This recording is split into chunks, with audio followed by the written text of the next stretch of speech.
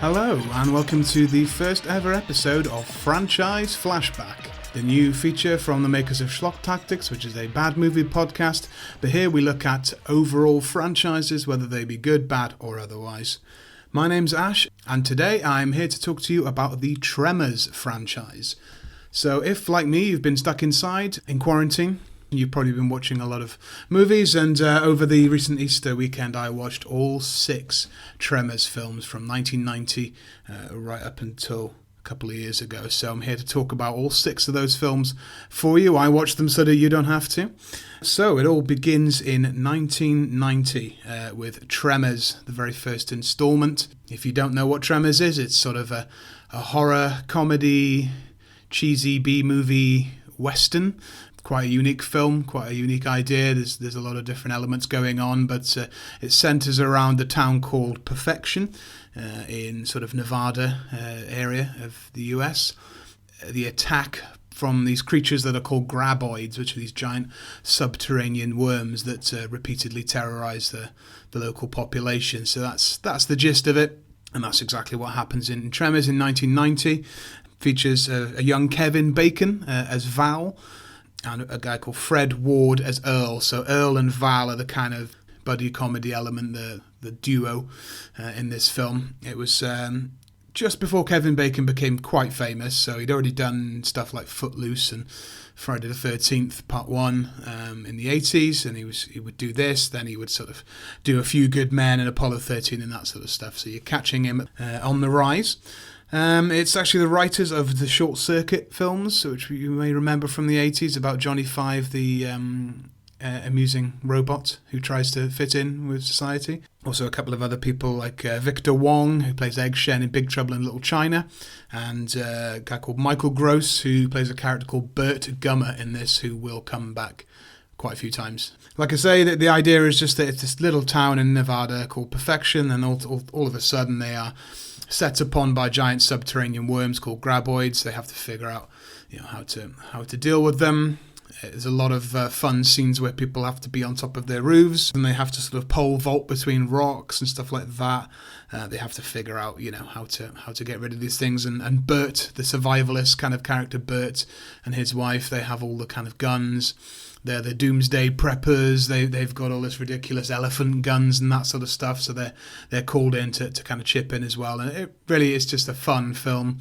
A lot of the comedy coming and a lot of the charm coming from Val and Earl and how they kind of interact with each other. And there's a sort of a geologist character thrown in as well to give some Basil exposition on these new creatures that we've discovered. They're actually prehistoric, Precambrian. They've been on the earth, millions of years. So really recommend Tremors. It is actually certified fresh on Rotten Tomatoes, which I was quite surprised by, but it's just a good laugh. Some pretty good practical effects. You'll have a blast. So that's Tremors 1 from 1990. And we have to wait 6 years until we get a sequel here. Sort of went through a little bit of development hell. Kevin Bacon would not come back to this or any Tremors film, unfortunately. He was a big star by then, and he was doing Apollo 13 at the time. But Fred Ward does return as Earl, which is something. Same writers. And Michael Gross comes back as Bert Gummer again as well. It's set in Mexico this time, which is slightly different, slightly interesting. It's a sort of an oil field, oil company in Mexico. Their employees are being very inconveniently killed and eaten by graboids, and this is obviously having an impact on profits and that sort of thing. So they hire Earl to come down and sort it out, and then in turn he gets Bert to come and give him a hand with all his kind of explosive knowledge. You get the first of many sort of stand-ins for Kevin Bacon with this character called Grady. These Kevin Bacon kind of stand-ins vary quite a bit in quality. They're mostly annoying, whereas Kevin Bacon as Val was quite sort of lovable and charming, even if he was a little irritating at times. So this Grady character doesn't really do it for me. The interesting part of this film is that they start to expand upon the graboid mythology and lore.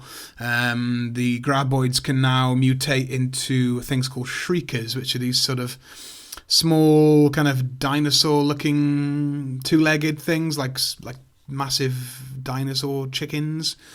They can kind of hunt you overland. They've got legs. They use infrared to track you, so they have little segment of their head kind of expands and they can see you in like predator vision, which is quite fun. I really like in this film that they're very self-aware as well, and it's actually set in a world where everybody finds out about graboids after the first film. So there's like lots of magazine covers on Earl's trailer.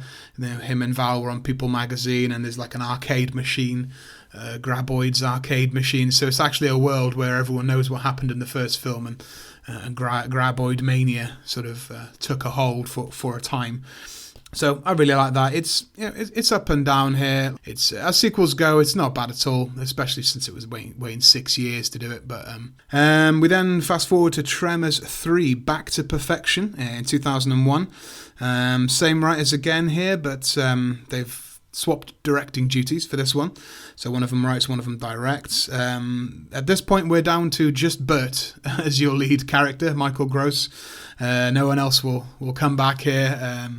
Out of Kevin Bacon and Fred Ward, neither of them were up for this. So it's just Bert Gummer adventures, and he's gone back to perfection, as the title suggests. You do get a lot of the minor characters returning from the first film, but they are like literally characters that were children in the first film, and now they're grown up. Most notably, the young blonde girl who was also in Jurassic Park is now grown up and sort of has a bigger role. I'm not really a fan of this one. There really is barely a plot. It's just Bert goes back to perfection, and then there's graboids again, and let's kill them. Pretty lazy stuff. The CGI in this is awful. Some of the worst I've ever seen. It fits right in the early 2000s sort of category, along with, The Mummy Returns and Catwoman and stuff we've talked about on the podcast. Just really awful CGI. They went for it before it was, affordable enough to be good. They just got some really ropey stuff. They introduced quite a divisive element here in that the graboids, they turn into shriekers from the second film, and then the shriekers, the final step of evolution is what they end up calling ass blasters, which is quite unbelievable that they stuck with that as a name. It's a comedy sort of film, but ass blasters just makes me kind of cringe every time. It's sort of a flying creature that literally propels itself by farting or sharting these sort of volatile chemicals inside its body. It's a logical progression and evolution, I suppose, that these creatures would learn to fly, and then they're much more dangerous. It doesn't matter if you're off the ground now; they can swoop down and shit on you. And there's an interesting main graboid, I guess if you could call it, which is albino, and it's called El Blanco, which you don't see too much of, and when you do, it's CGI that looks like it was spliced in after the fact. It's just dreadful. Really not much to this one. I feel that this is kind of the low point of the series. But it does pick up again a couple of years later here in 2004. We get Tremors 4, The Legend Begins. Now this one is interesting because it's a prequel. A prequel by quite a way. It's set in the sort of 1890s, so about 100 years before the first film. In the Wild West of America, so a completely different setting here, which I thought really freshened things up.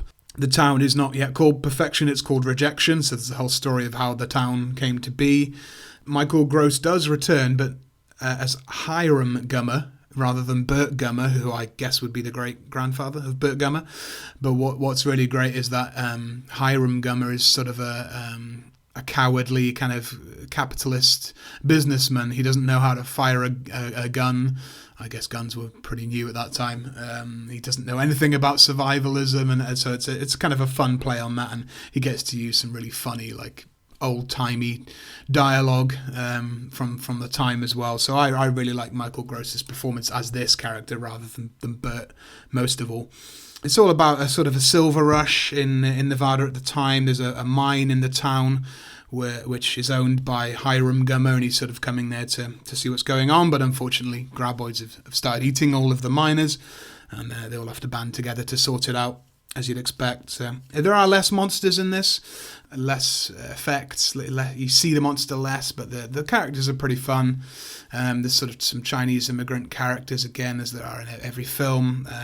Billy Drago, sort of quite a notorious B-movie actor. He plays a sort of outlaw called Black Hand Kelly, which is quite fun.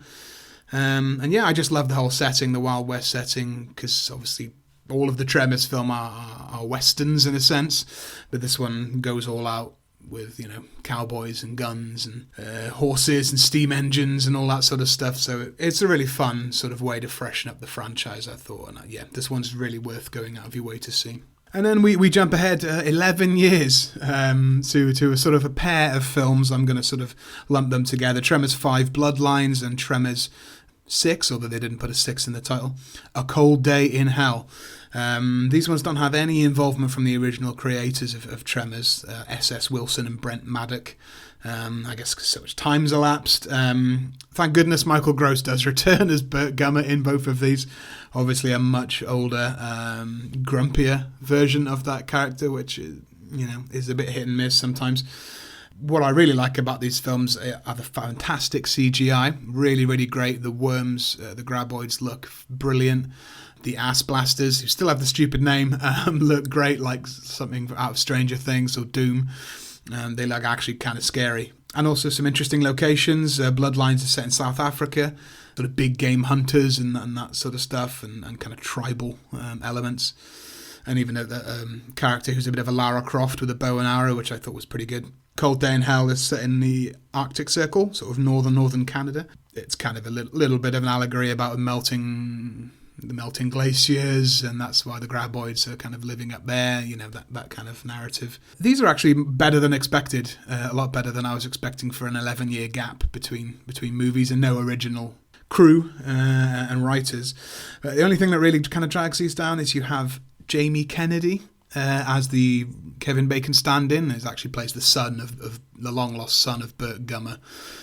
You may remember Jamie Kennedy from Scream. He's the guy that explains the rules of horror films, and then you might remember he had quite an obnoxious reality TV show, The Jamie Kennedy Experiment.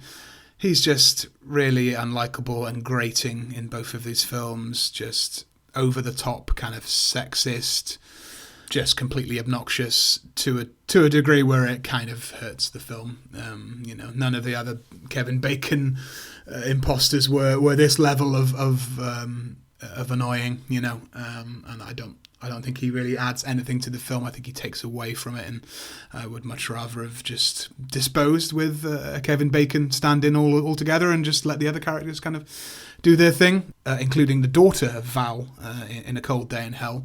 So there you go. That's bang up to date with the Tremors franchise, all 6 films, and allegedly later this year we will get another one called Tremors Island Fury. And don't worry, Michael Gross is signed on, and Jamie Kennedy is not. So I'm expecting perhaps one of the better ones of recent years. It's all about, I mean, you might find this familiar, it's all about a billionaire that starts his own island attraction and introduces the graboids to the island to attract tourists. Yeah. To be fair, all of these films rip off Jurassic Park at various points, so this is really the logical conclusion of that thread, but I think it should be good fun. Maybe they'll even kind of do a bit of a Fire Festival type parody. There it is, the Tremors franchise. Do get in touch and leave a comment if you have seen any of these films, if you like these films, if you've seen all 6 of them, which ones do you like the best, which ones would you definitely skip. Don't forget to follow us on Facebook, Instagram, and subscribe to the YouTube channel wherever you're watching this now. Just follow along. You'll find out when we release a new episode of these videos. Planning to do some more franchise flashbacks over the coming weeks with the situation as it currently is. But yeah, we also put all of the podcasts and the short, sharp schlocks reviews on our YouTube channel as well. So really best to go and subscribe to the YouTube channel.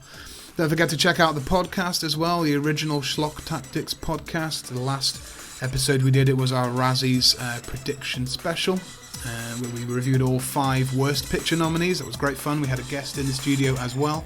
So go back and check that out on the feed, on the social media pages. But that has been the first episode of Franchise Flashback. My name is Ben Ash, and I'll see you next time. Bye.